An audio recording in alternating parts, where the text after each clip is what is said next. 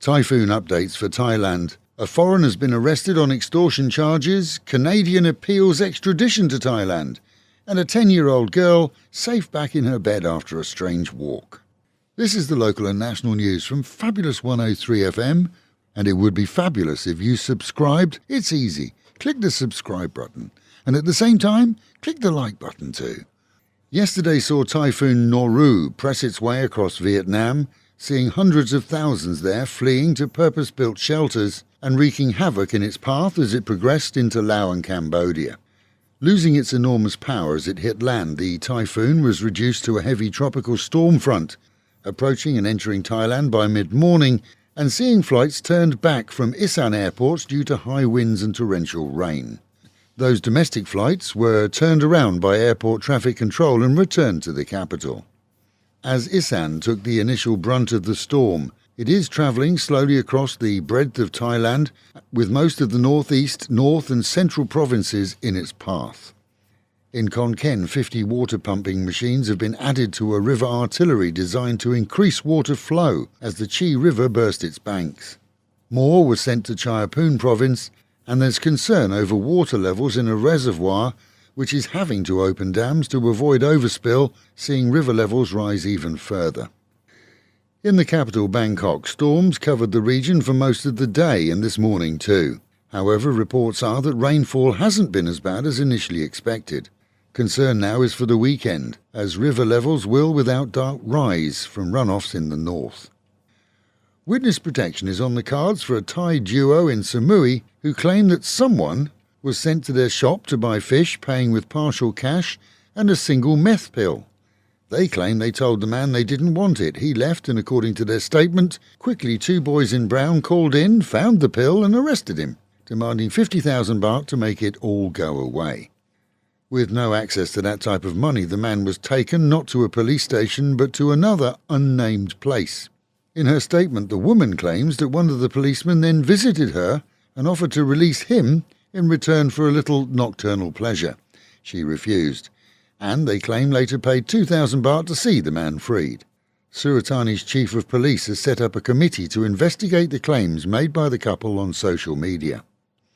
One of the 2 Canadian gangsters sought by Thai police in reference to the gunning down of a fellow countryman and drug dealer on Phuket in February is appealing an order from the Canadian Attorney General that he be deported to Thailand to face charges.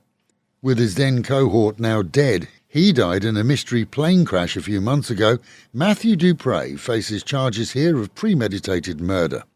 His appeal is based on the likelihood that he would receive the death penalty in Thailand. The decision is expected by the end of the month. The Bank of Thailand's Monetary Policy Committee has approved plans to raise interest rates here by 25% to 1% as of today. With inflation high, they predict a return to semi-normal tourism numbers within the year, despite an expected worldwide recession. They also report that the overall financial state here is stable, with mainstream banks having high reserves, but they will not counter claims that further rate rises could be possible in the near future.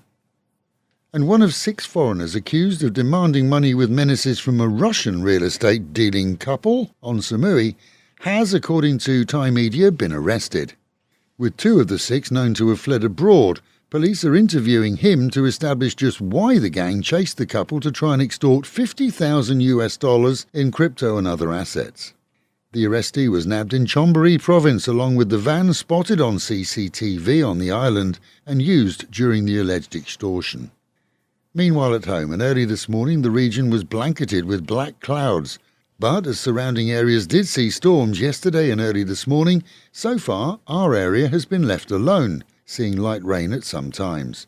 City Hall, though, warns that no one should be complacent, as the storm fronts are changing direction regularly, and at some point this area too will see heavy rainfall. Closing the news with the tale of a 10-year-old girl today spotted by locals last night as she walked along the roadside with a small backpack alone and late. A Good Samaritan couple stopped and quizzed her, but got little in response, discovering that in fact she didn't speak Thai but only had an understanding of both Chinese and English. It seems the youngster missed her mum, who lives in China, and planned to walk to the airport in Bangkok and fly to see Mummy. Police and social services were quick to assist and see her returned home here and to bed. And with the Met Office promising highs today of just 29 degrees, dropping down to 25, a windy day with a chance of storms at any time. Local and national news today from Fabulous 103 FM and Fabulous Pattaya Media Group. And to get a notification every time we release another bulletin or programme, like and subscribe to our channel, Fabulous Pattaya Media Group, by using the link below.